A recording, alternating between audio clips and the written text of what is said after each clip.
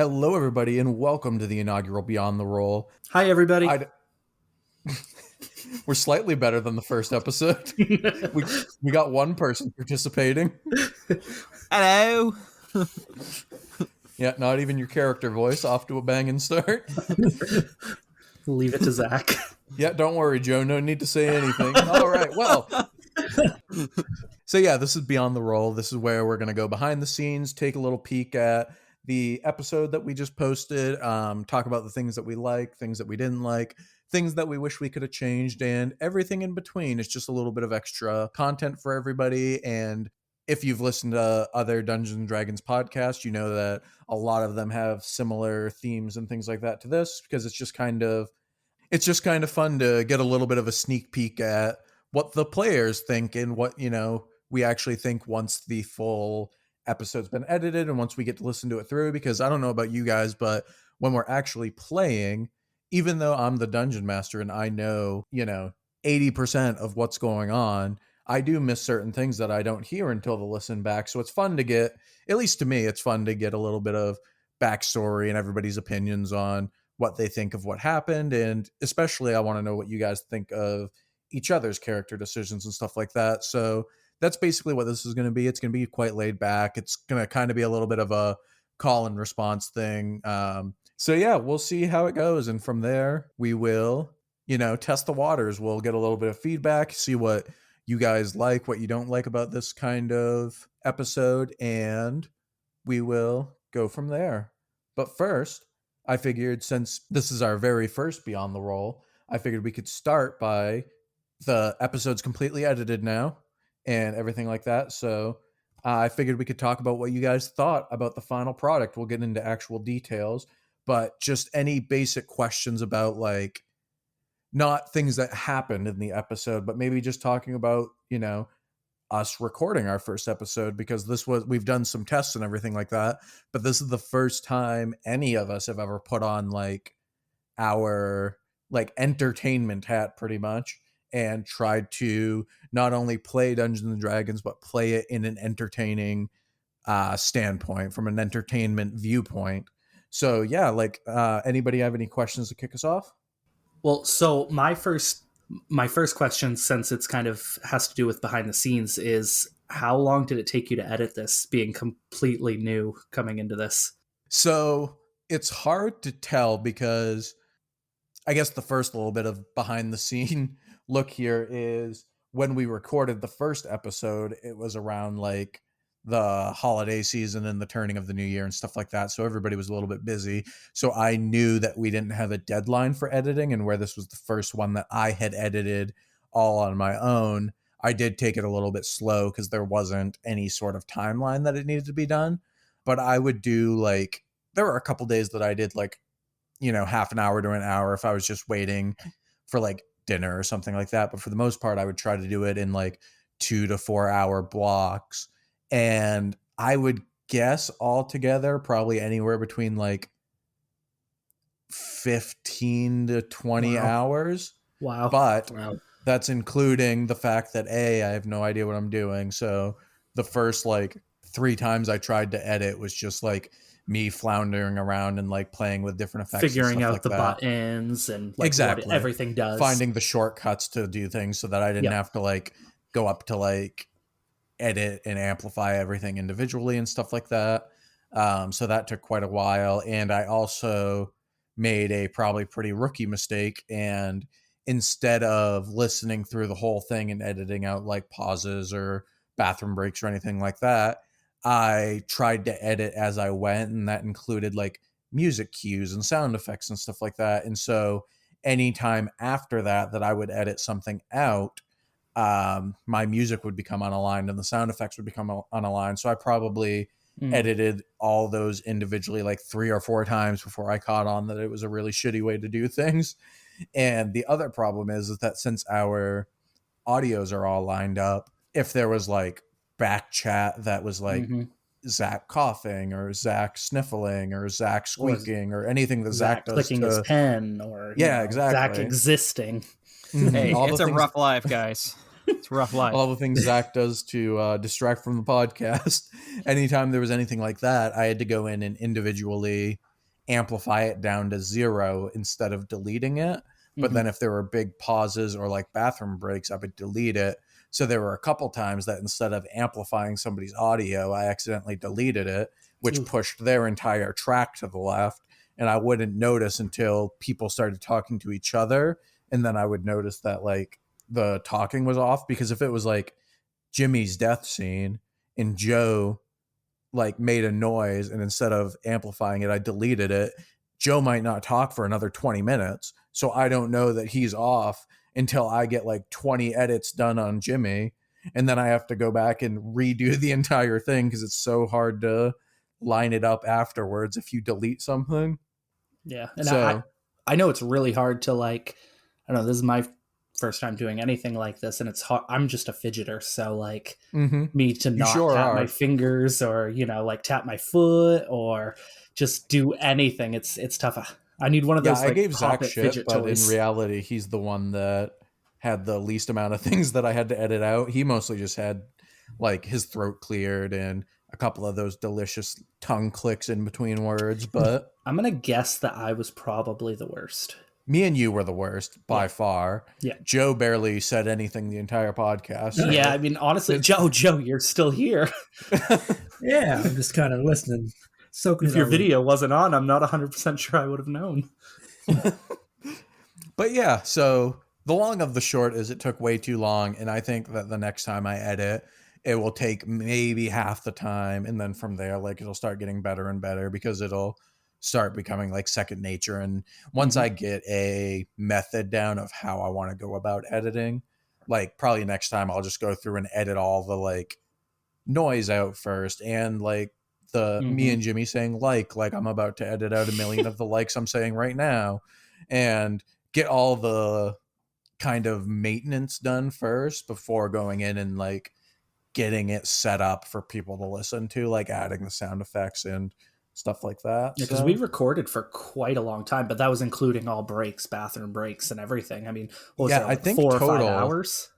Well, I think total the episodes came out to, once everything was edited down, it was just under 2 hours for the 2 parts. So that's why I ended up breaking them, is because I didn't want to post a 2-hour first episode, because nobody knows who we are. So nobody's going to sit through 2 hours of listening to us talk without knowing like what our product is first. Yeah, so that's a good call. I think we're awesome. Yeah. So that got edited down to 2 hours.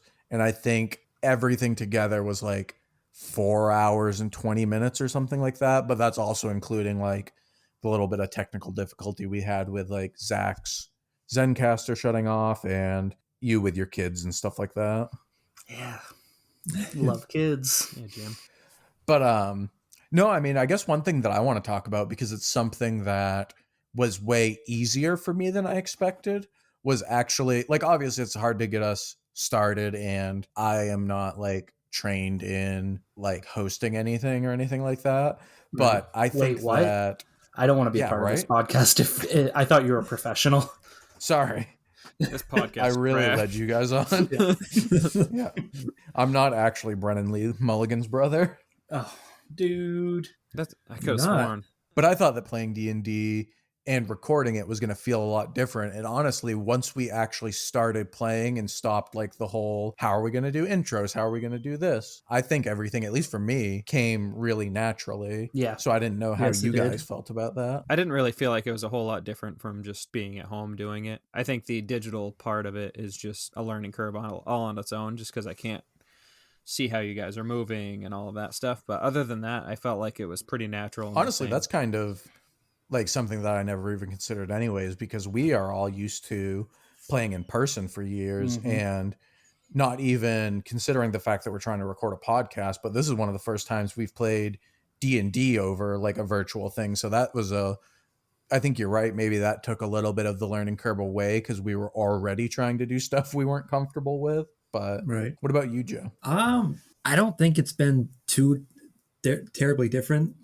There was a little bit of I was a little nervous at first. I mean, I'm still kind of nervous, just because we were trying to set everything up and just make sure we were doing like at least the beginning the right way to kind of introduce the podcast and the characters and make sure that was at least done right. But after we got, at least in my opinion, after we got past the initial like introduction, The actual gameplay, I think, went really well. You can kind of hear it in the second part where we kind of kind of shook off the, I guess, the rust, for lack of a better phrase. Yeah, we for started sure. getting going a little bit. I also think it's kind of weird too, because we all kind of collaborated with Jesse on our death scenes, but we wrote our death scenes. So to like play through something that we kind of already knew what was going to happen, it was kind of just, it felt a little awkward to me. So then once we started getting into the actual playing of D&D, it felt just way more natural. So I agree, Joe. That's something that I kind of tried to negate, because I didn't want to take the reins completely out of your hands as far as what your characters were doing before they died. But where this is such a gimmicky like start, I did try to throw in a couple things to surprise you guys, and a few things that we didn't actually like talk about and stuff like that, just to get genuine responses, so it didn't feel like you were trying to be actors when none of us are actors. No. But like, I think they all came out really well, and I think that it was a good mix of you guys knowing what was happening versus you guys not knowing what was happening. Because I feel like it gave everybody a little bit of agency in what's going on with their characters, and maybe, at least in my perspective as somebody like on the outside being the DM, I always feel like doing these intros with characters makes everybody feel like they're actually part of this world, instead of when we just jump in and start a session and stuff like that. Like, I do love the generic, like, starting a tavern and meeting at a tavern or waking up in jail and stuff like that. But I feel, even if you wanted to do that with this, because like what I did, because the technical start of the campaign was you all waking up in like this makeshift prison, and that's not all that much different from a normal D&D campaign start. But I feel like giving these personal scenes not only helps make the character feel like they belong in that world, but it also gives you guys more insight on how you each act like separate from each other. So you guys all get to interact with me before you have to interact with each other. And I feel like that helps take a little bit of the weight off of the awkward, like, why am I talking to these characters? Why is my character like doing this? So I feel like you can hear it in the first part that it is a little bit like awkward at sometimes, because it was the most, like, for a lack of better word, scripted thing you can have while playing Dungeons and Dragons. But I think that it really helped the second part be as good as it was, because I think having that bit of like intro to shake off any rust and like really kick yourself into what you at least want to start with. Because I know we've all talked about how your characters are going to change and adapt and evolve over time. I think Joe actually has a revelation that not even Jim or Zach know, because Joe has a character voice now, at least that he's sent me in his like little snippet. But no, I think that, at least in my opinion, as like the outsider, I think that while it felt a little bit awkward while recording, it came out really well, and it'll help the listeners get a little bit better view on you guys, and it helped you all get a little bit better view on each other. It was really cool too, hearing everybody else's intros, because I say that we collaborated with Jesse, but I didn't know what Zach had written or Joe had written for their characters. Yeah, we all collaborated separately. So yeah, and even then, I mean, I didn't tell Jesse like, okay, my mom is gonna walk into my room and be, and I'm gonna be upset. Like, we had talked about a few things like that, but I didn't know exactly what was gonna happen. So yeah, honestly, like another behind the screen look, me and Joe took a little while to figure out how his death scene was going to be, and as a last minute thing, I really felt like Joe needed some sort of tie to the monastery, so I just came up with the mentor concept without even consulting Joe, because I thought it was something that would give his character a little bit of something for his character to have at the monastery. And I think you can hear it when I introduce it in the session, because it's something Joe wasn't expecting, that it's something that was exciting because it was something like new to him. So like, I tried to do a couple things like that was just things that you guys necessarily wouldn't know to keep you on your toes. But like, I agree with Joe. I think the second part is like way more authentic feeling, because that's like when we start playing D&D pretty much.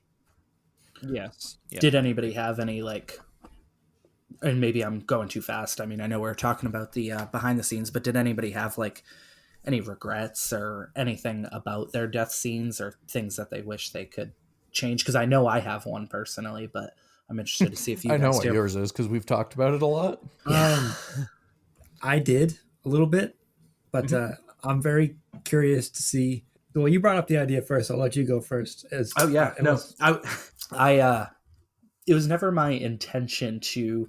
So my scene starts out with my mom coming into my room, and Silas is crying and upset because she just dropped big news onto both him and his father.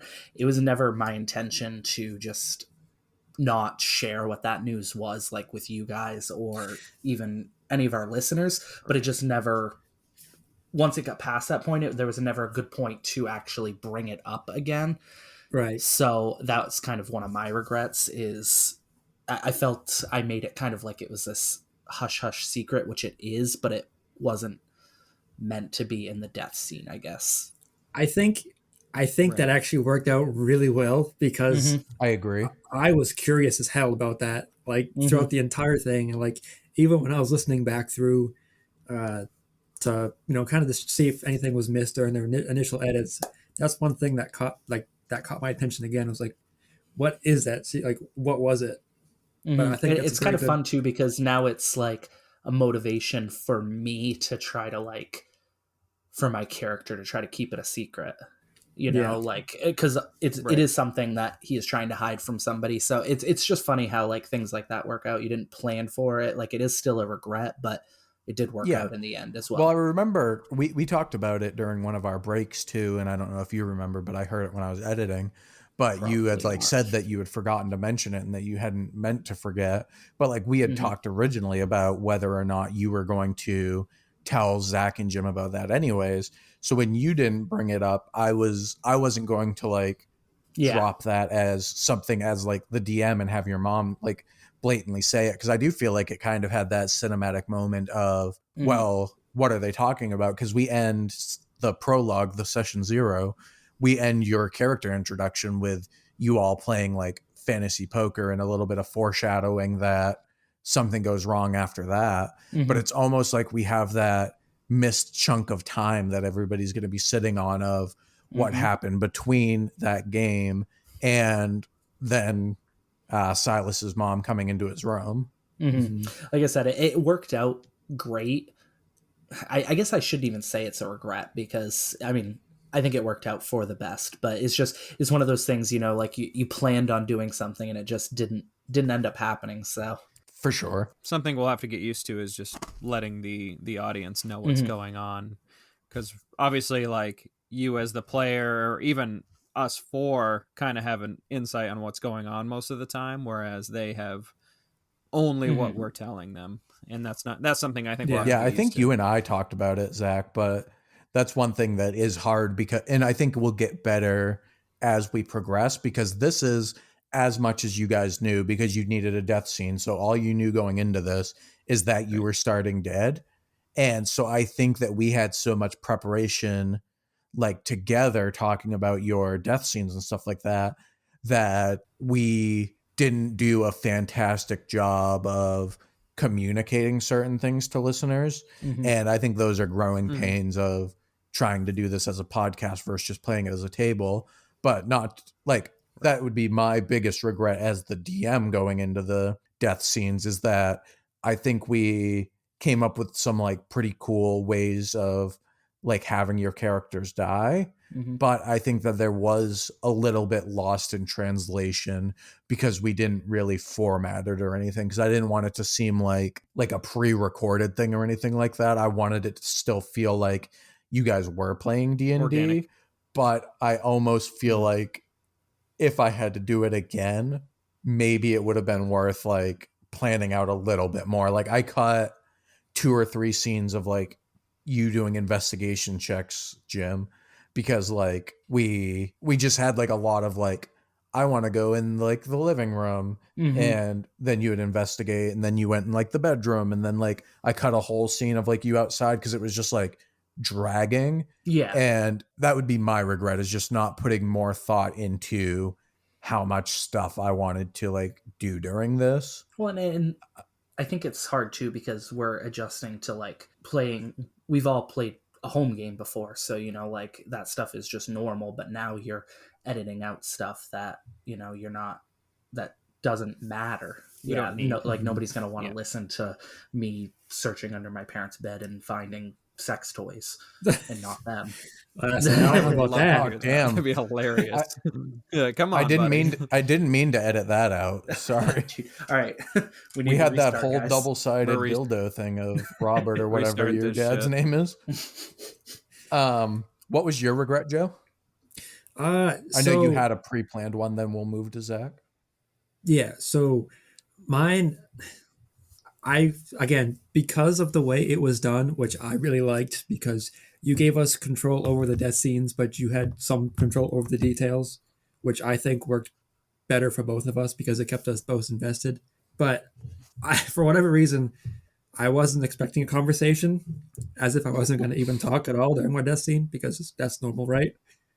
So I definitely feel like I flubbed the conversation a little bit, especially because I hadn't got the character voice down completely. So it felt a little awkward for me to try and do that on the fly, especially when, like, again, my character voice is still kind of like up in the air.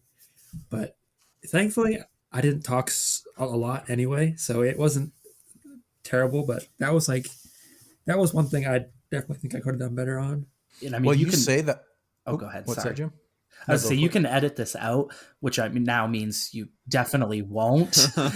You're keeping it. But I mean, the listeners don't know, but we weren't even going to play D&D or we weren't going to start the campaign that night when we started recording our first session. Like, we were fully planning on playing a home game, and then my random ass just was like, no, let's actually start the campaign and play. And so we like 3 hours before we started recording, Jesse had to finish all of his details, I'm sure.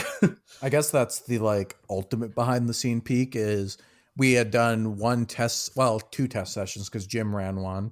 Mm-hmm. And we actually recorded the one that Jim ran, so if there's ever any interest, maybe we'll release that as like bonus content, because we recorded it so that I would have a little bit of practice like editing combat and stuff like that, but we'll see what's going on. But we recorded that, and then I DM'd like a quick one shot that you guys really got into that ended up being kind of fun. But Jim and Joe, because Zach's usually pretty good. Once Zach comes up with a character voice, Zach's pretty good at like falling in line with what he thinks his character is. But even when we played that one shot, there were a few things Zach was unhappy with the way his character was acting and stuff that didn't line up. So originally everybody wanted like a role play session. So I had planned out this whole, like, I won't go into details because I'll probably end up recycling it for the real campaign. But I did this whole like role play scenario that you guys could get into that would be more of you interacting with other people and maybe using your, diplomacy and intimidation and stuff like that. That would just do more of that stuff. And then I was talking to Jim on his way home from work, and he was like, a little bit of nervous about like starting the actual podcast. And we just started talking about how if we never start recording, we're never going to do it. We're always going to be nervous. I think we both just kind of realized that it's never going to be perfect, and that we're never going to get to the part that we want to be. We're never going to get to the stage of quality that we want to put out if we don't actually just start doing it. Mm-hmm. So that's a fun little behind the scenes scoop. But to circle back to Joe's regret, that's like 95% on me, because I know when we originally discussed your death scene, because like Lorcan's death scene, he doesn't talk to anybody but himself. He kind of breaks the third wall and almost talks to the DM.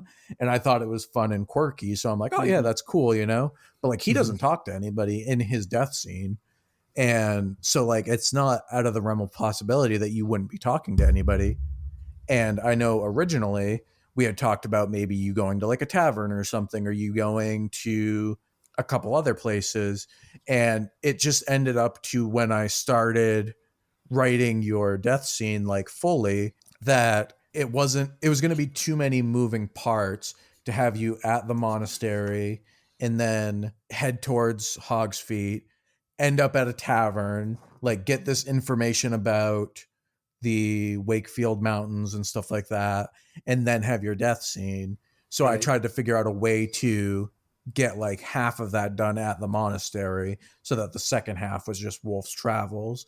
And so I think literally that day I decided that I was going to have somebody at the monastery that was close to Wolf give him the like information about Wakefield instead of at a tavern. So like that's no way that you would know to prepare for that. Right. And if it makes you feel better, I came up with the idea of mentor while we were doing the intros and stuff like that. So I didn't have a character voice planned.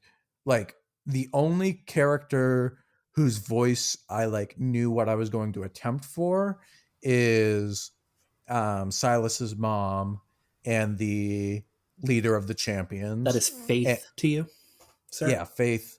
But yeah, those were the only two voices that I knew going in.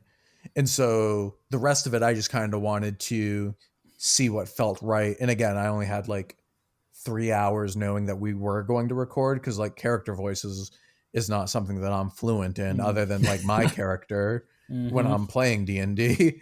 And so a lot of almost every character that you hear the voice of, there's a good like 15-second pause after I introduce them in the unedited part where I'm like, oh fuck, what's this person gonna sound like? And then they end up sounding completely different. Like, it's my least favorite part of DMing, like whenever we played our home games and anything like that. I think it's everybody's least favorite part, because like unless you like, I can't do accents. Yeah. Like I cannot do like a British accent or anything like that and keep it going, because I don't know the dialects and stuff like that.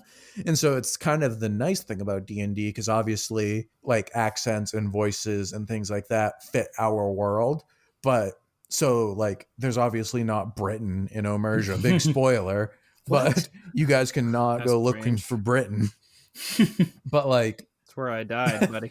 So, but yeah, you could be a little bit looser with your accents and stuff like that. But I also don't want to do a disservice to anybody whose accent I attempt. Like, I don't want it to seem like I'm poking fun at a certain group of individuals, when in reality, I'm just searching my big dumb brain to try to figure out how to make people sound different from each other. It's the same reason I don't do like a stereotypical like man trying to high pitch his voice to like pretend to be a female, because I think that's just like obnoxious and offensive. Like, because I don't know, that's something that I like definitely need to get better at going forward, is practicing these voices ahead of time and trying to keep them in my head of this is how this person sounds, this is how this person sounds. And luckily listening back to like the recordings and stuff like that helps a little bit, but you're going to hear it, like voices are going to evolve as this podcast goes.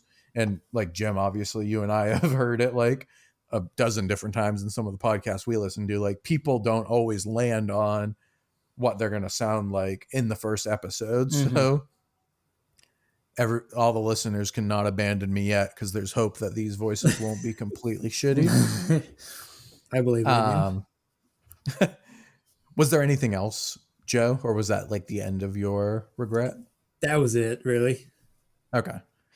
Zach, did you keep it negative either? Like you didn't have to be only regrets. It's just I figure we'll flip it after this and talk about what our favorite part of our death scenes were and stuff like that. Zach, did you have any regrets? I know you were pretty happy with the way yours came out.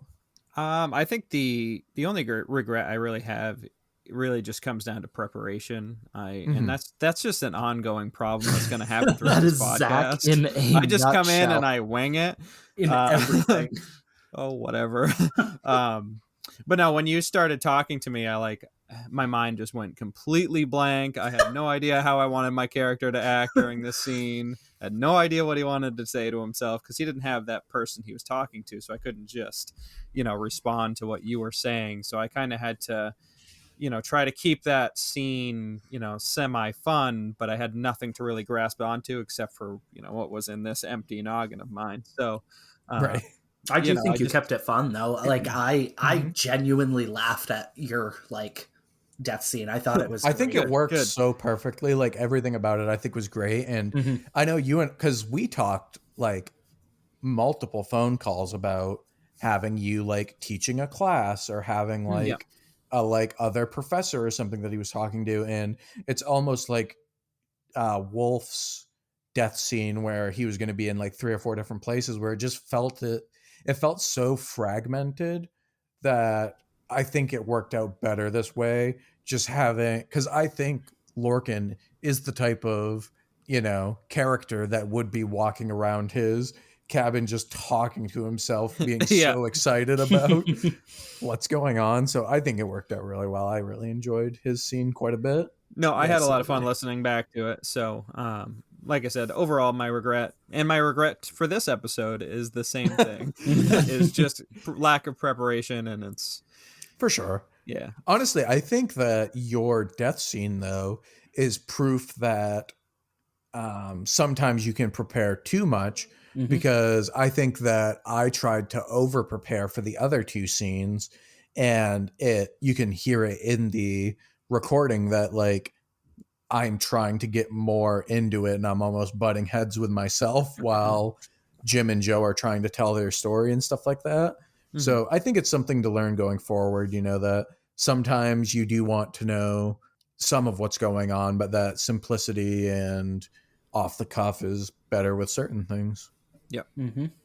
So yeah, we'll do this a little bit quicker, but what was your favorite parts of your death scene? We'll kick into Zach and then we'll kick with Zach and then we'll spin back. God, that's actually kind of a tough one. This is the hardest part. I know it's stupid, but I genuinely laughed at the fucking sleeping bag part. Yes, that's I love the sleeping bag. Yeah, just something about that part. Jimmy popped for the sleeping bag in the unedited version because there's so much of Jimmy laughing or like commenting on the sleeping bag that I had to edit out because people couldn't hear you. Well, you just have those moments like when you're playing D&D that you have the mental image and it's just like happening in your head. And that was just one of those moments where just this old man gnome is just like headfirst in a human sleeping bag with his legs sticking out and then just going all the way to the bottom of the sleeping bag. That's one of my other regrets, is that I didn't narrate the sleeping bag floating down the byway as he's looking at his pack that's hanging. Oh yeah. This is probably going to throw you off because we didn't plan it. Even if we did plan it, Zach wouldn't have had an answer until you asked. That's true. But do you have a favorite part of Wolf or Lorcan's death scene? Honestly, Silas's really kept me on my toes. Like I could like almost picture myself in that scene, like just almost like just watching it, like as if it was on TV. As far as like a favorite part, I don't know if I have like necessarily a favorite part of Silas's. But the ending where he actually died did catch me quite a bit off guard. It didn't feel like a death scene until he died, which I really enjoyed. I thought you meant the fact that he died threw you off, and I'm like, brother, you really weren't paying attention to them. I told you, unprepared. Unprepared. Zach's like, I thought I was the only one dying.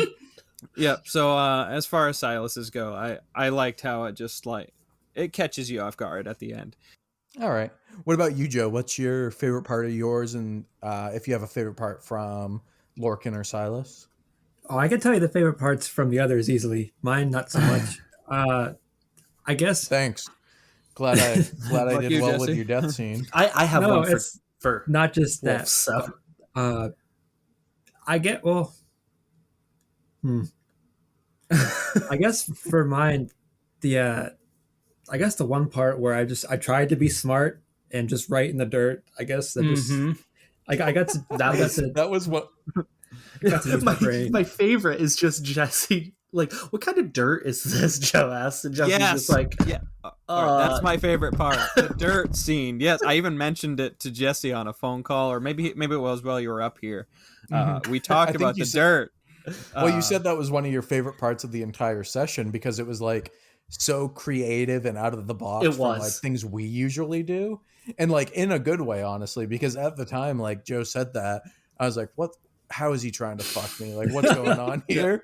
Well, I thought he meant like, what kind of dirt? Like, fucking, like scientifically, of this what dirt? kind of soil is this? And I was like, we both thought you were about to pull out like an actual specific type of soil. Yeah, be like, I was like, what's he gonna do? It's with actually this? flammable, and I'm gonna light it on fire. Yeah, I was shook. I was like, I didn't know what was going on.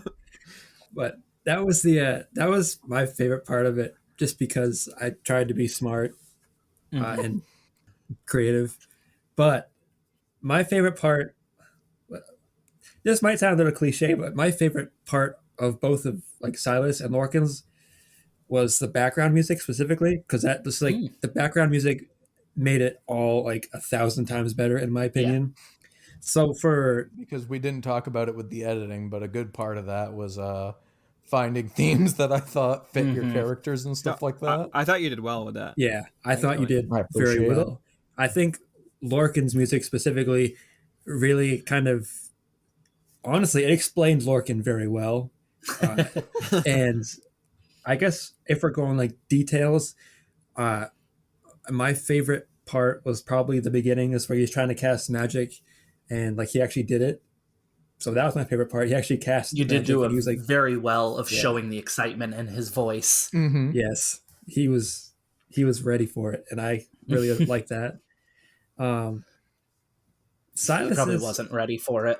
Silas's was a little different because I had like, as it was happening, I had a lot of questions like what's going to happen next. It's kind of like what Zach said. I wasn't entirely sure what exactly was going to happen.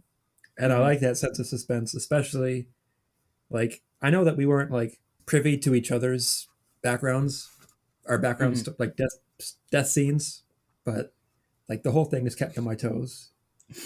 And hell yeah, I guess to kind of explain it in a sort of different way, Silas's death scene kind of had me asking questions about the death scene itself. And Lorcan's had me asking questions about Lorcan specifically. Which, I don't know, like, I thought of a bunch of questions like for both, but I liked them both a lot. Well, we'll probably get into that in a minute here. And Jim, what about you? Your favorite for your part, and if you had anything for the other two? Well, the dirt one, definitely, and the sleeping bag. Those are easily my favorite parts. I think another, I don't want to say favorite part because we don't know a lot about it yet, but I'm just a huge D&D nerd, period. So like, and I just love lore and things like that. So like just the whole monastery of wolves, like we didn't get to learn a lot about it. So I want to dive right in. Like I want to explore the hallways of the monastery. I want to know who's who. I want to know what's happening on a day-to-day basis. So I guess I'm just really, it's not a favorite part, but I think that's probably the part that I'm like questioning most. Like I want to know what's going to happen with this like if anything happens, and maybe nothing does, it's just D&D. We're definitely not going to ever go there. No, I mean, definitely not. So no, I think my only other favorite part that nobody else mentioned yet is Zach's knack for perfect comedic pauses when he doesn't actually know what's happening during things, because I love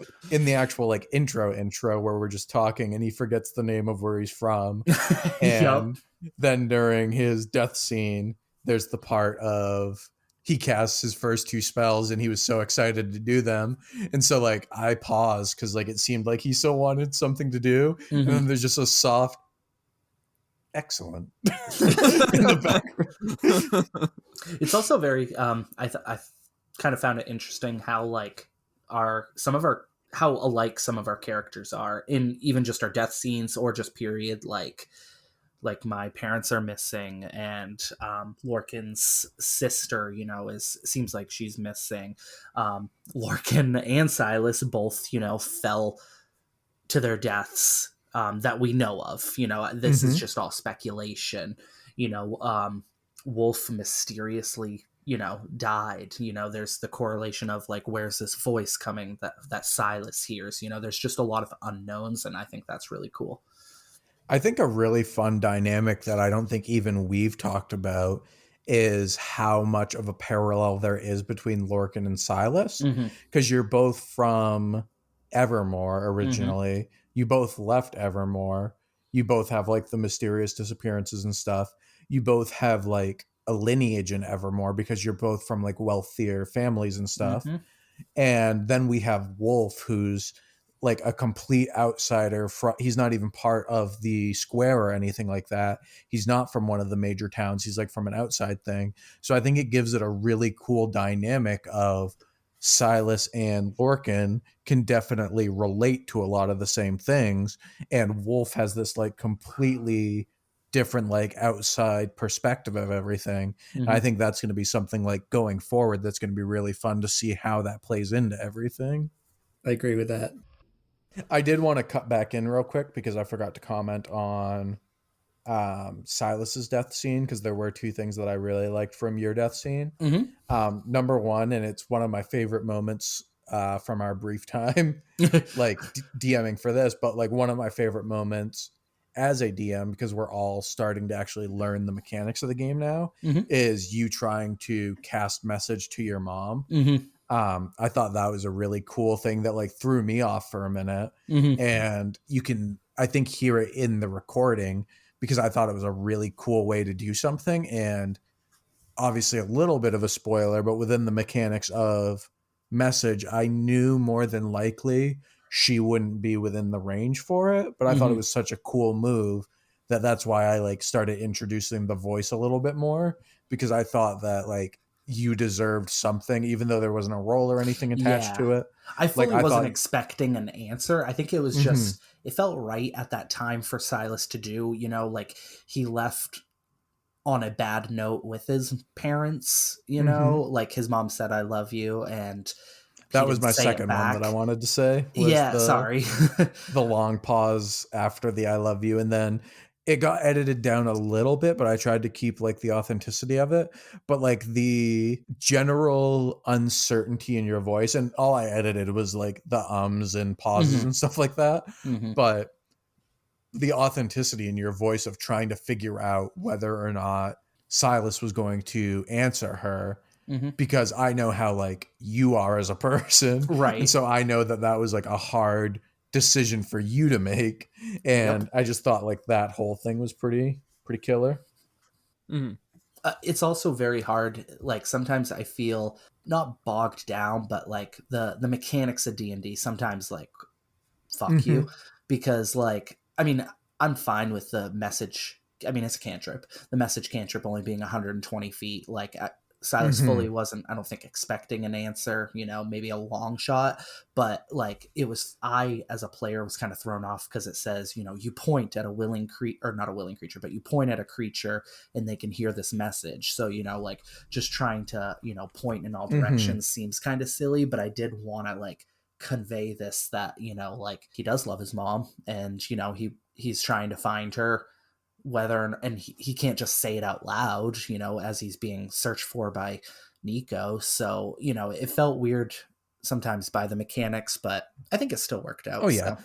Well, I think that's something that D&D in general, like, and I actually messaged this to Joe the other day because we were talking about his charisma score or something like that. Like, I think a big thing about D&D is obviously there's rules for a reason, and rules with spells and stuff like that help tell a better story. But I never want there to become a time where we're using rules or stats or personality or alignment as like a handcuff that ends up, I can't do this because my paper tells me that I can't do this. When in reality, I think they're way better used as like tools. So the message cantrip only works for a certain distance, because otherwise you'd basically negate a bunch of the game. But I think that using it in dire moments like this, where it fits the character so perfectly, there is no reason as a DM not to reward that in some way if there's anything that you can do with it. So you're like saying, obviously, go ahead. Oh no, I was just gonna say, obviously, if it was like Lorcan trying to get in contact with somebody and there was no, you know, like emotion or any kind of like build for it, it would probably have to be one of those things that's like, oh, you know, you don't get a response back. Mm-hmm. Like nothing's within the 120 feet or whatever. Mm-hmm. I think it added a cool moment to the fact that he did get a response from someone he wasn't expecting. I think it added a cool little like, oh shit, you know? Well, I think it's really cool too, because it was like half on purpose, half not. But you tried to cast that right at the precipice of your death scene. Mm-hmm. So it almost acted as a catalyst of what's going on. So you can obviously, like, I know what's going on, but like you can read into it in like a couple different ways now of like, did him casting this message cantrip lead to what happened? Or is this like an unfortunate, side effect and things like that? But just before we move on to a different topic, the only other thing I wrote down that I missed originally is from Wolf's, and it was one of my favorite parts of Wolf's scene, and it goes back to what we were talking about with Mentor being a last minute addition. But when I have Mentor hug Wolf and I go through the description of how like that's not really how the monastery works, you can hear the joy in Joe's voice when he's like, I hug him back and like, I'm super fucking into it, man. Like for almost too long. Yeah. And but I think like the actual excitement in Joe's voice really helped encapsulate how Wolf was actually feeling, because like to Joe, this was something new that he didn't know, and it was like he immediately got what was going on, because it's this person that Wolf really respects, and they're doing something out of the ordinary because they're showing respect back to Wolf. And it was like that instantly like resonated, and I just thought it was like a cool little understated moment. Actually, you and me talked about this a little bit, Jesse, but even though Joe didn't have a like legitimate character voice, I really felt like he still was able to separate himself and the character. So when he was talking as his character, you still kind of got like how that character was feeling, and you just knew the character was talking.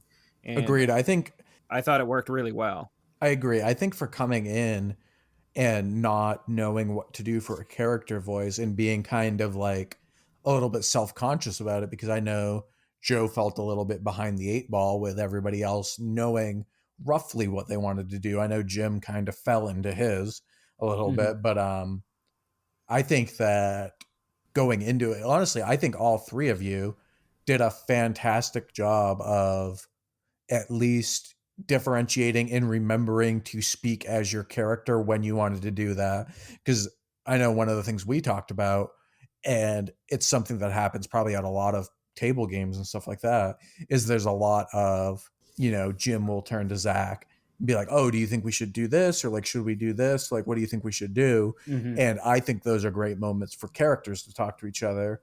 And there were no prompts like that got edited out or anything like that, like of you guys interacting with each other or interacting with me or my NPCs or anything like that.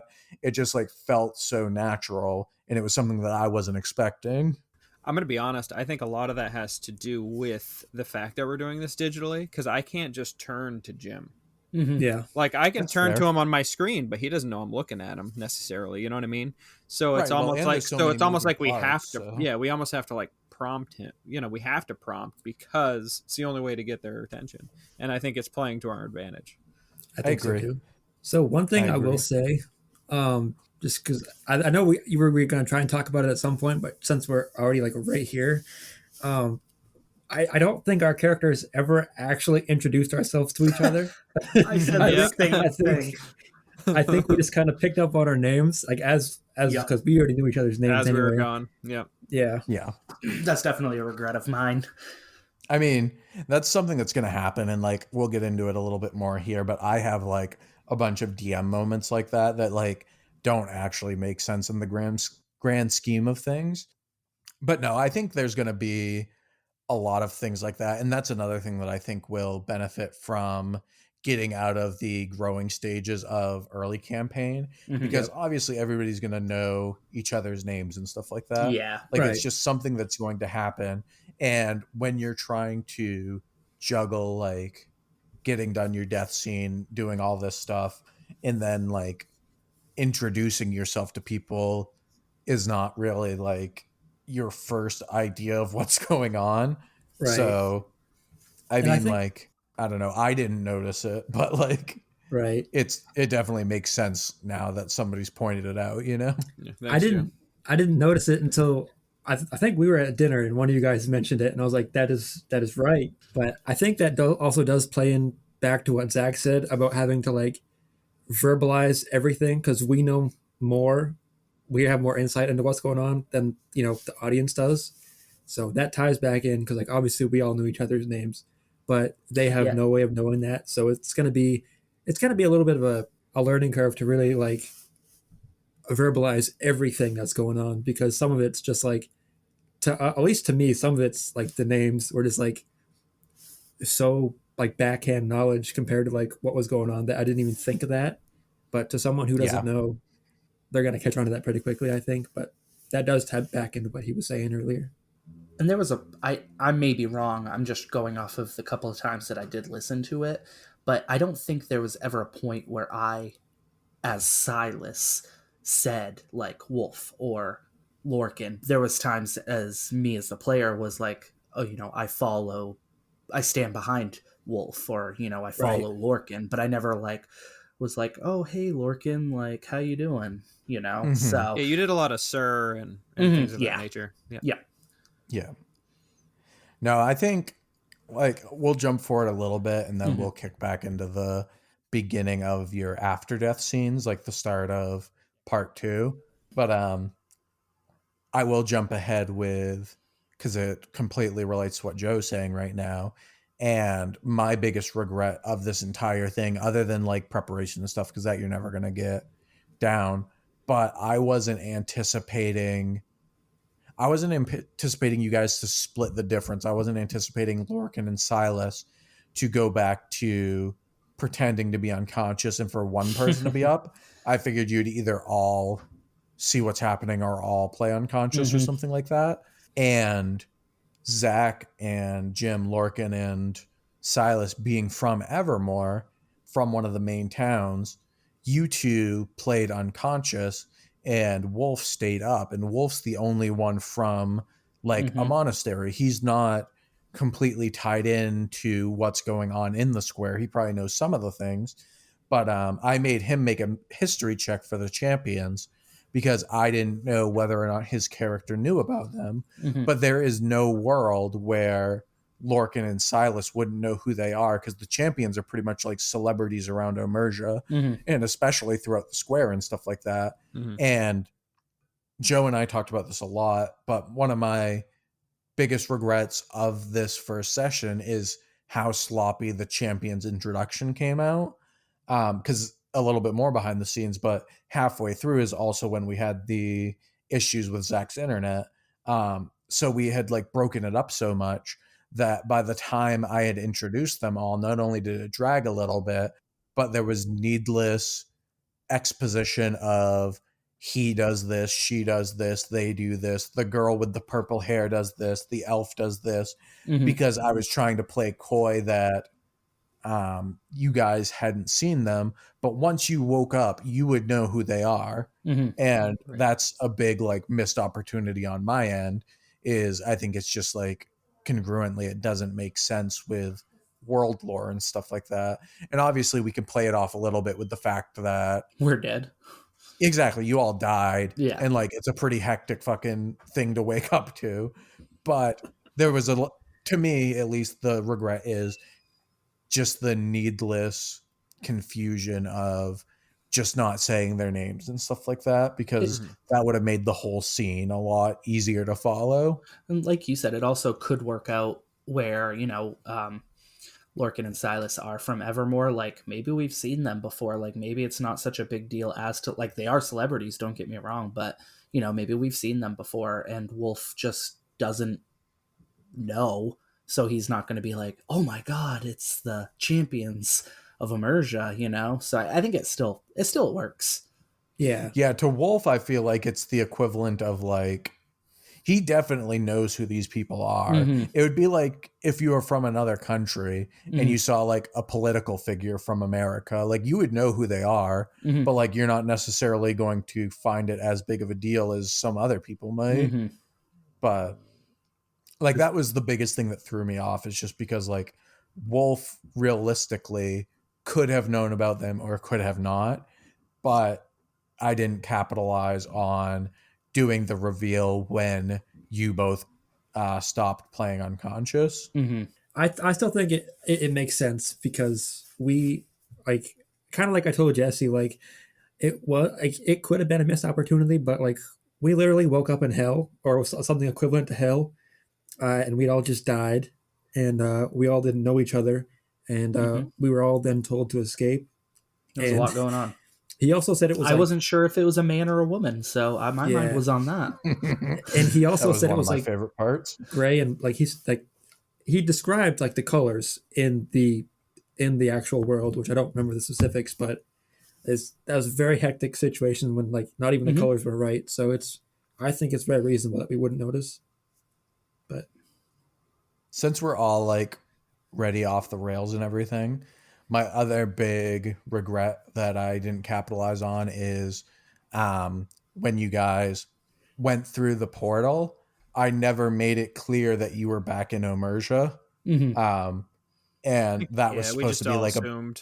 I know everybody would assume, but that was supposed to be like a big reveal. You know, like you died, you were in this like big prison chamber thing and everything like that.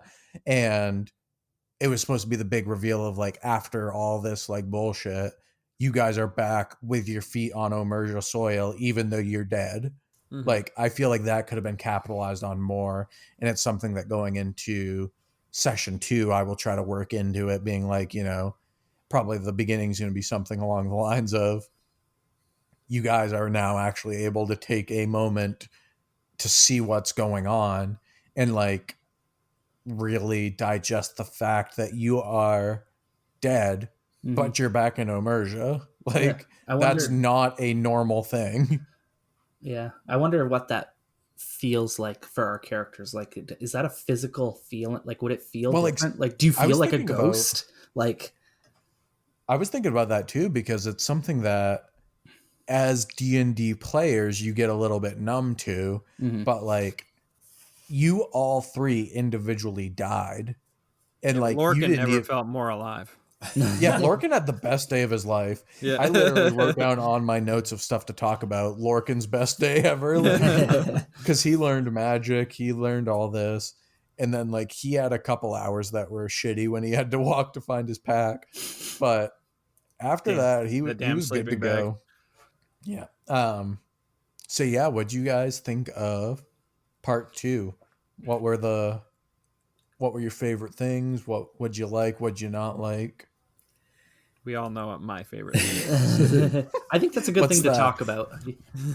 Torbera, of course. Honestly, I think the Lorcan and Torbera was my favorite part of this recording, like part 1 and part 2. It shocked me, so... Honestly, I obviously wasn't expecting it. We didn't talk about it. It literally was like, all right, this is what it is.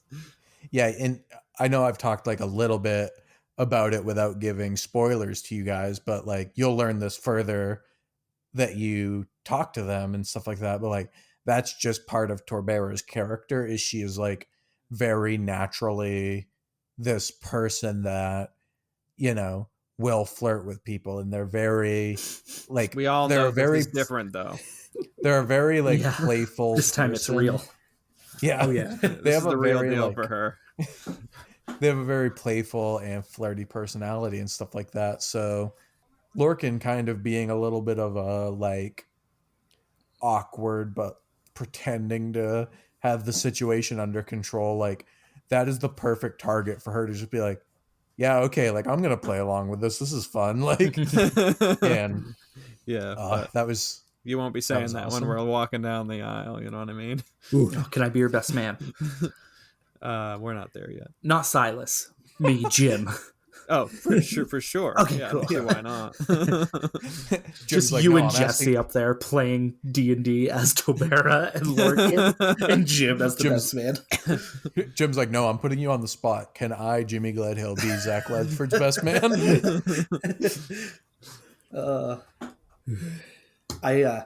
Shocking as it is, I had a favorite champion, and it wasn't Torbera. It was whatever. That's ridiculous. It was Ro.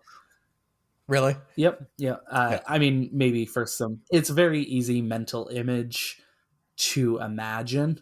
Because I mean, I don't know if anybody else knows, like, if you're gonna edit this part out, but like, Ro is obviously based off of a character that you briefly played. So I was just about to bring that up. Yeah. Mm-hmm. Yep. Yeah. So one of the biggest behind the scenes thing here is the champions are actually a like reskinning of some people that you were going to meet in our home game that we never ended up getting to play.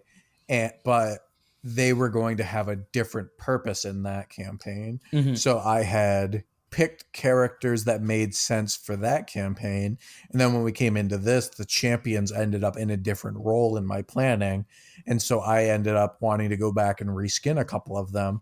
And I really wanted like a barbarian figure that was the biggest thing, is because the champions, as everybody will learn, and I talked about it a little bit, but they are the like one elite person from each of the 4 main towns. And kind of the gimmick is that there's, you know, a different class of each of those people. So you have your like spellcaster, you have the like rogue cleric, you have the melee fighter and stuff like that. But then I wanted to have like a barbarian or a fighter or something. And I started like trying to figure out how I wanted them to be, because I didn't know what kind of personality I wanted them to have and stuff like that.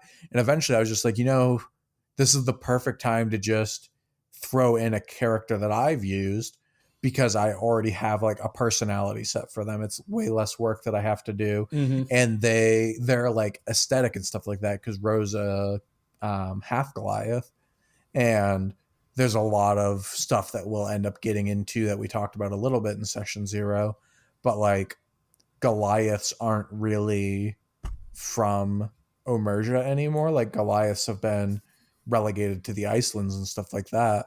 So I thought having somebody that doesn't necessarily fit the mold of Omerja representing Omerja was a really fun contrast, and something that like we could maybe work with later on in the campaign and stuff like that. And so instead of just making somebody who was practically Ro, I just said, fuck it, I'm going to put Ro in. He's a fun character, and it'll be an easy like thing to edit in there. Was that for Zach's campaign that we... It was. Yeah. I know this is like, this might be like too far behind. But I do love how you kept the shackles. Yes. Like you kept part of his backstory from my campaign, but almost like reskinned it in a way to yours. Those shackles are an important part of the story. Oh man. So anyways, did you guys like any of the other champions? Obviously you didn't get to meet them very much. I was gonna say, I feel like those two kind of had the biggest role. Yeah, I mean, didn't do a whole lot. You had the main girl. Torbera. No. You had like her that talked a lot to Wolf and stuff like that, but you didn't really get to see personalities and whatnot. But oh, I think we saw plenty of personality from her. Give me attitude, tell you that. and, yeah, but in her defense, you had an attitude right off the get-go. Oh, I'm dead and I don't know where I am. Go fuck yourself. Speaking of which, speaking of that phrase specifically, go fuck yourself, I want to travel back a little bit further into that. Excuse me, sir? To where you, Lorcan said to Silas, us magic users have to stick together. I wrote the sound too. And then someone, I don't know who it was like, oh, well, I guess Wolf's just going to go fuck himself. I think Jesse said it. Yeah, I think Jesse did too, yeah. I had actually forgotten when we were playing that Wolf is a spellcaster. Yeah. I was for some reason thinking that Wolf is like melee. Like, but we haven't even seen it. So I think like Lorcan would be like, well, he's just, you know. That's true. I do love how he has like this oh, he's not a spellcaster attitude, and he just started casting spells already. Like, what a Yeah. dink. I think that's very true to life, though. Like, you have the person, like, it's the jock mentality of people that really want to play a sport, but they're not like quite good enough, and then they get on the team and they're like, hell yeah, you fucking nerds can't make the football team. Yeah, three man crew, and it's clicky already. Yeah. Well, I think speaking of cliques within the crew, one of my favorite parts of the entire thing is Joe taking a free action in the middle of combat to tell Silas that he did a good job and call him his boy. Yep. And how excited Silas got about it. Well, see, the thing is, like, one of the best things to me about the second half was how Silas worked through his hesitancy about trying to use spells on like other living creatures, and I like that it was verbalized between like Jim and Jesse, and you were explaining like why he wouldn't do it. Like the first time you said he wouldn't do it because I was in the way. Well, yeah, I was in the way, and then the second time you kind of justified it with a slightly different reason, but I really, really liked that you talked it out. Yeah, I mean, and it's kind of like I don't know. It was almost, I mean, it was Jesse and I talking it out, me talking it out, but it also could be justified as like Silas going through these thoughts in his head at the same time, you know, like, right. Will he, won't he, you know, kill this goblin? Right. Yeah. Well, I think that kind of goes back to what I was saying about handcuffs, and that's why I left it into the podcast, is I think there is a bad stigma. And if this is the way that you play D&D and the way that you have fun doing it, there's nothing wrong with it. But I do think there is a stigma in D&D of, I am a spellcaster, but I have this tragic thing that happened in my background. So 100% of the time I don't want to do this. And that's not true to life. And that's like what I was kind of trying to get across to you guys, like on and off mic, is everybody's going to act differently at different points in time. And obviously Silas is a little bit sheltered and stuff like that. But I think there's like a big difference between Silas not wanting to cast a spell on for a lack of better terms, because I think he's a dwarf, but a like humanoid guard, and who's just doing their job. Because in reality, like, Nico probably is a little bit of a villain in Silas's backstory, because we talked about how Nico's the one that escorted them out of town, but Nico's a guard. Like, that's his job. If it wasn't Nico, it was going to be somebody else. So I'm sure Silas holds some resentment towards him, but he is just a person doing a job. Whereas there is nothing that can prepare you or your emotions for dying, waking up in a prison, getting assaulted by like goblins and evil creatures and stuff like that. There is no person that's going to be like, I'm not going to defend myself in this scenario. Right. Like, if you said like, Silas doesn't want to attack, so he's going to turn and run, that could have worked, but like sticking around in combat and maybe like using a crossbow or something, like that would just be using the rules of D&D against yourself. Right. I don't know. I just thought I guess to put it in layman's terms, I actually, just to kind of put it out how I wrote it down, I just said that like the moral dilemma and the player dilemma was presented really well, and it made me that much more invested in the background. Yeah, I mean, I basically kept it in because I thought it was funny that Jimmy asked me if I could edit it out, and I told him no, 'cause I'm lazy. So that was the main reason I left it in, but I thought it was also an important moment going forward of kind of setting you guys up for success in having that knowledge that like that's the way that I as a DM thinks, and setting the listeners up with what they can expect. Because again, I don't want us to miss out on fun things for the podcast or just for playing the game in general because we think we shouldn't do something. Right. And if there needs to be a discussion about it, if it's something that's like, Joe's like, I think it would be fun to decapitate this gnome and like use his head as a hat. Like, yeah, maybe we should stop and talk about that. But Joe, I think we should talk about this. Yeah, I guess we should. But yeah, I don't think we should ever not do Decapitate something. gnomes? We should never not do something because we think it's the wrong thing to do. Right. We should not do something because we decide that it's not the tone we want or it's not the way your character truly would act. Yeah, Jim. Okay, guys. Get wrecked. Stop berating me. I'm sorry. Just kick me off the podcast. On the verge, man. On the verge.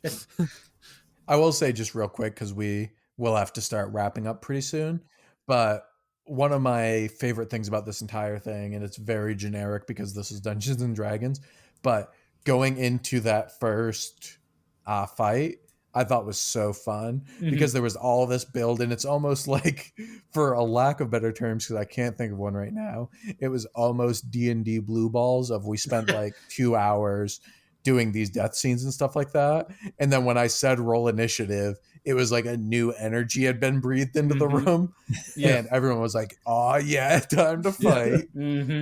I think it brought in like, all right, we're here. We're doing this. You know what I mean? Like the death scenes didn't quite feel like episode 1 yet. But the second we rolled initiative, I was like, we're here. We're like, agreed. We're there. So I think there's a moment in when you guys are first waking up and everyone's really cautiously investigating what's going on.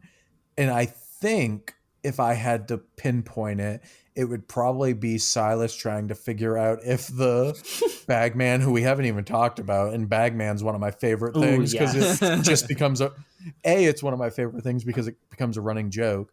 B, it's one of the first times, and I know you were all under the gun and stuff, but there was like a solid point of time when you were investigating stuff. It's one of the only times in D&D that I, as a DM or as a player, haven't done or heard somebody immediately try to unmask somebody who's masked and can't defend themselves.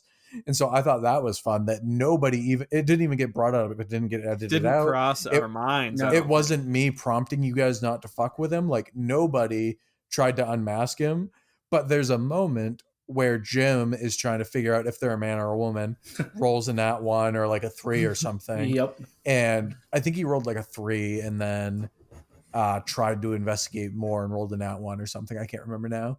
But at that moment, Lorcan, in the first moment I've ever seen Zach try to get us back on track, Lorcan goes, he says something along the lines of like, okay, guys, I hear people coming, so we should act really inconspicuous.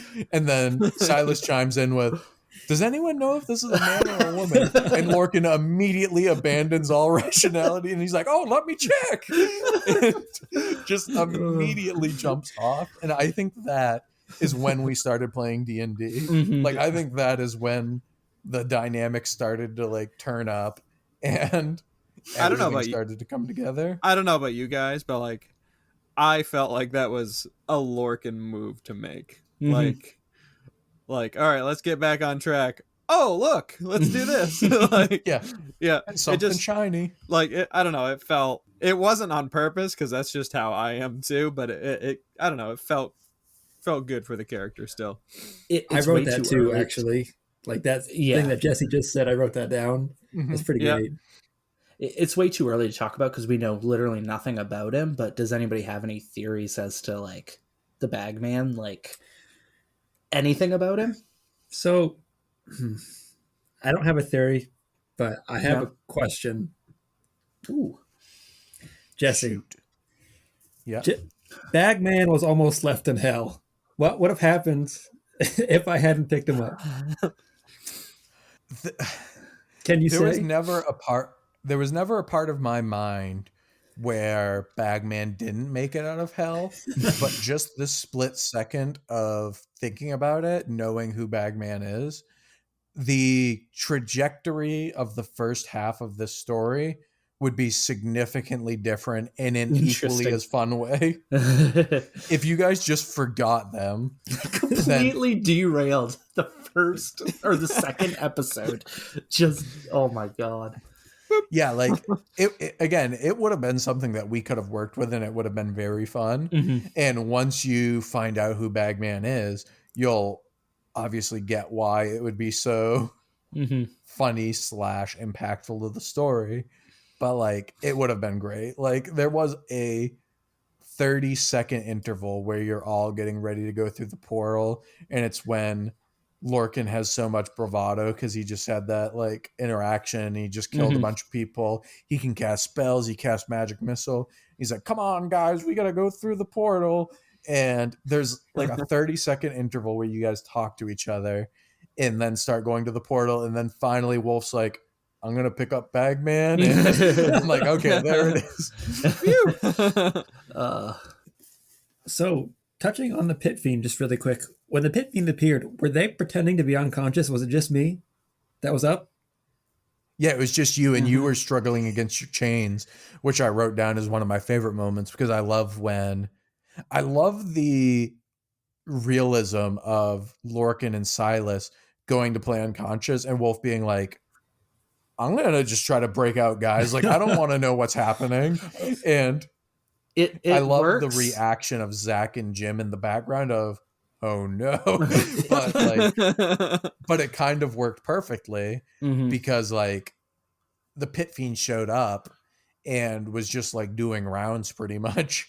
And so like seeing Wolf up and trying to break his bonds and things like that just worked perfectly in the narrative of like, stop fucking around in there. Right. It works out too because like, I mean, Lorcan and Silas aren't like adventurers. Not saying Wolf is like a full-blown adventurer, but he's probably the most like adventure warrior type of all of our characters, as opposed to, you know, like Lorcan and Silas, one's a professor and one's a sheltered kid who just hides in his room and plays fantasy poker.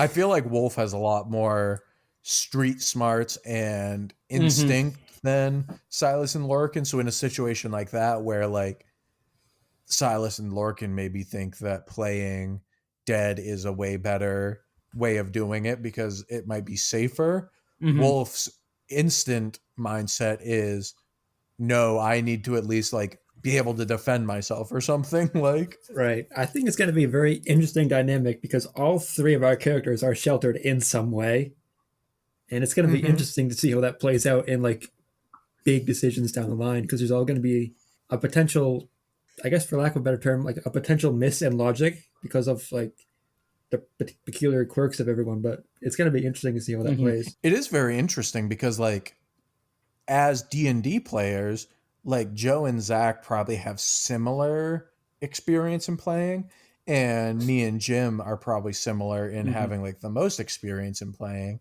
But Jim's character is built to the point where making big decisions and stuff like that down the line, like I'm sure he'll have a voice and stuff like that, but his character is built in a way that like Jimmy's not really cut out to be a leader. Like Silas isn't there to be a leader, and Lorcan and Wolf kind of fall into this role of like which one of them is going to take charge, because Lorcan did it a couple times and Wolf did it a couple times in this first episode. And so it'll be interesting going forward to see if it ends up being like, because usually in D&D somebody gets looked at as the leader, and more often than not it's more of a meta thing where it's who has the most experience, who knows like what's going on. But here already we're kind of falling into a dynamic of these characters not knowing what's going on, so nobody's a leader. And it's actually kind of fun that there's not this like relying on somebody who you think has answers. I agree with that. No, I like that. I guess just shortly, I'll say one of my last favorite things. We could all do like a last like lightning round, maybe like question or like if there's anything that was yeah, for sure. If you guys have any questions too, I would love to field questions. Yeah, because I have one more question after, so but go first. Sure.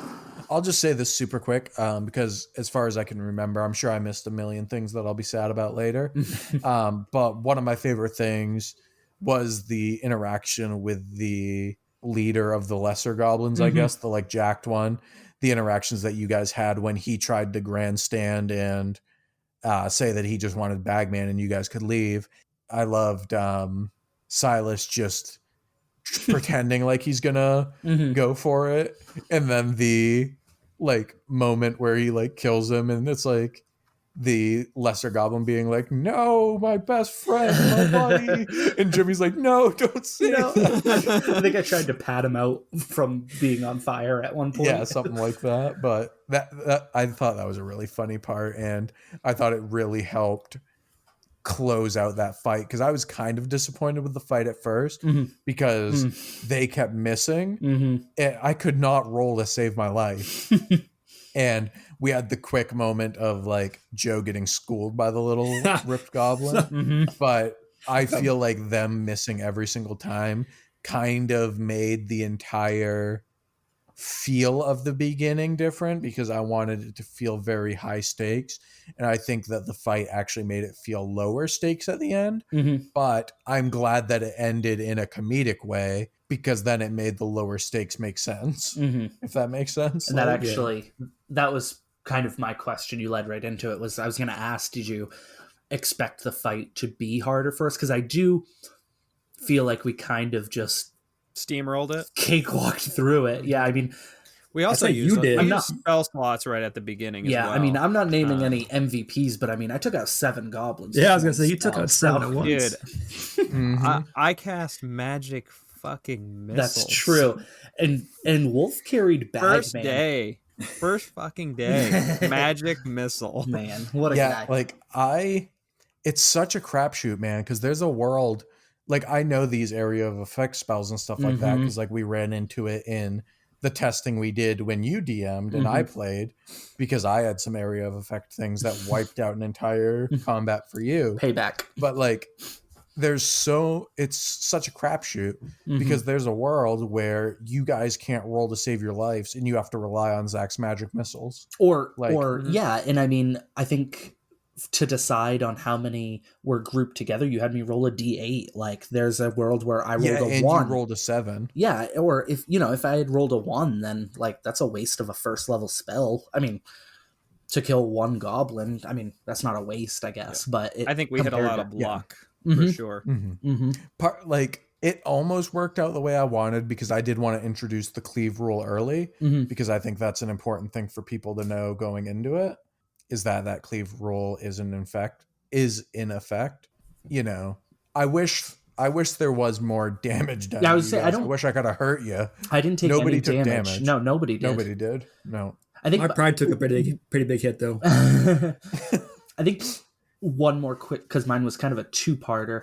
My biggest regret part of that was, I think, not regret, I guess, the like player in me, like if we were playing a home game, like, or maybe not even playing a home game, but like the scheming part of me wishes that like, oh, I had taken the goblin hostage so we could ask it questions, figure out where we were, things like that, you know? So that'd have been fucking wild if you guys tried to smuggle a goblin through the portal. Well, that's what I mean. Like, there's a whole different world where that happens. And like, looking back at it, I'm like, man, we could have gotten some great information from it, but I would have tried so hard to have that goblin get away, because I would love for a goblin to just wreak havoc on the world, because you guys brought him back. Oh, God. Joe, you got anything? Any last? I have a bunch of questions, but I'm only going to do one. Well, I guess it's okay. You could save the rest for next time. Yeah, it's a kind of a mixture of You're gonna send it in our group chat, because I'm curious. Well, so the one that I'm gonna ask. So you mentioned that there was other black pillars with similar prisons in the landscape, and you also mentioned that there were some that were like looked like they were broken into. Were there people in all those, and have they escaped? You didn't see anybody else other than the people you interacted with. And there is, without giving anything away, I think I specifically worded it as you can view it in 2 different ways, but I described them as unfinished cages. So there is a world where either they have already been broken into or broken out of, or they are being constructed currently. Right. So like, that's up to everyone's interpretation and stuff like that. I don't remember if the champions had mentioned anything about something like there are some here too. I don't remember for sure, but I feel like maybe some of the champions' wording kind of hinted that there was others like in there, or maybe like there were, but there were definitely hints at, there was something to the effect of not leaving other souls again, and like they got them too and stuff like that. So that was so like, because when you originally pointed out our landscape, that's like one of the things that caught my attention was like the other similar like towers in the distance as to like something similar to like that movie that we were on essentially. So I was very curious about that. No, that's something that was purposely left vague. So it's a good thing to wonder about. But that's the only, because I think all the other questions I got are like probably information I can't know yet, or that we can't know yet. Okay, fair enough. Does anybody have anything last minute that they want to say before we close out? Ooh, yes. I was reading my notes, and when Lorcan forgot Torbera's name like 30 seconds after meeting her. Just a little bit of Zach shining through.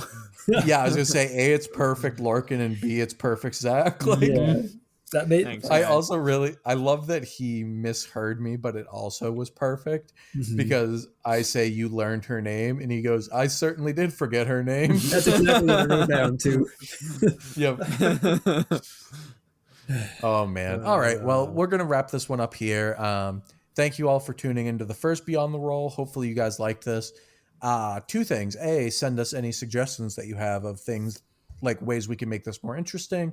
If there's a format that you could follow a little bit better, obviously we want this to be a little bit looser of a listening experience, but we'd love to hear your suggestions and stuff like that.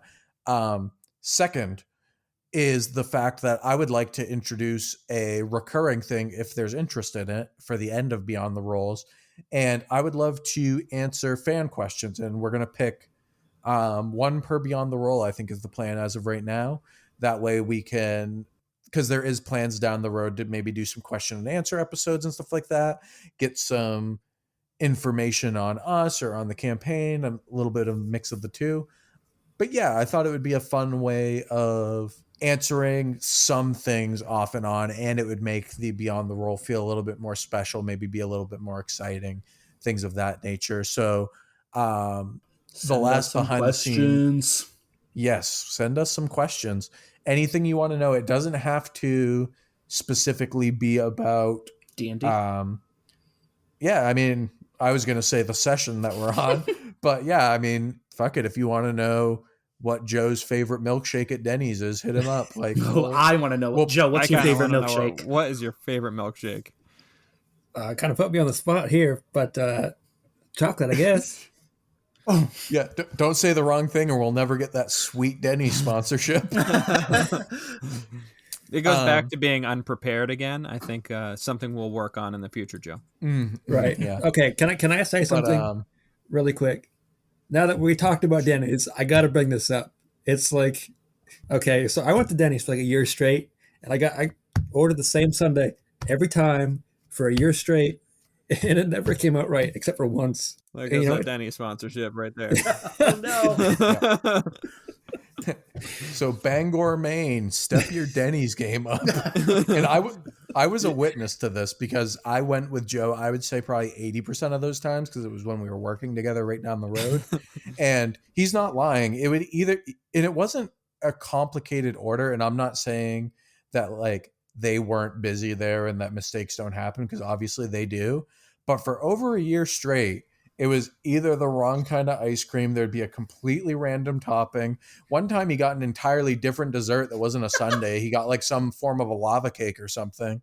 And it worked out sweet for me because there were a couple times that Joe didn't like what he was given. So I ended up getting the majority of it. But and I just want to say, I never complained about it because I'm a bitch, and I'll just take it and I'll eat it or try to eat it. And if not, I'll pay for it anyway because I understand they got more important stuff to do than listen to me complain. So I never complained about it. Also, if you're listening to the podcast and work at Denny's, we love you and just keep listening. We do. So. Oh yeah, if you want to sponsor us, Denny's, you're more than welcome to. And I'll change just my that opinion. Specific person that works at Denny's. Like, if you want to sponsor us too, that's fine. Yeah, you know, if anybody from Bangor, Maine Denny's has an issue with this podcast, please email Zach Ledford. Excuse me? But yeah, no, anyways, the only other thing that I wanted to say is, as like the final behind the scenes little glimpse, We will probably record the next Beyond the Roll before we release all this, because we're trying to do a little bit of bulk recording. So we probably won't start the question for maybe at the very least another Beyond the Roll, but it could be 2 or 3. But definitely start sending your questions in, and we will, pop in and start answering them when we can. And other than that, does anybody have anything to add in here? Thanks for listening. Yeah. Hey, don't copy me. Got to do it. Zach's the only one who didn't say it. Nope. Yeah. Zach doesn't care if people listen. He's just along for the ride. I'm sorry, I'm prepared. He's thinking about Torbera. Yeah. Oh, sweet Torbera. All right. Well, thank you everybody for joining us. This was a lot of fun. Hopefully we kind of fall into our rhythm here and get a little bit better of a setup. Jim, you look like you want to say something or have to pee. No, just finish your thing, and then before you stop recording, I want to say something. Okay. So that way you can edit it out. Perfect.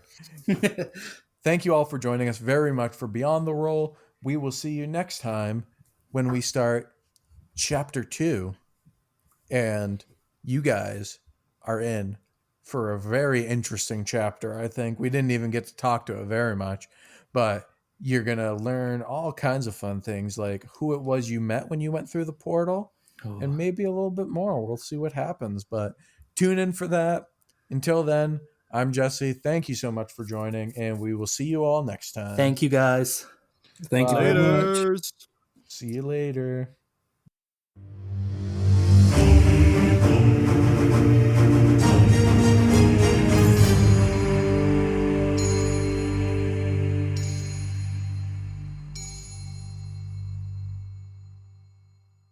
So I had an idea. Deuces. Bye. So I had an idea. Au revoir. Ciao. Konnichiwa. Bon vacances. Okay. Peace. My kid's yelling. So, fuck no, I forgot what I was gonna say.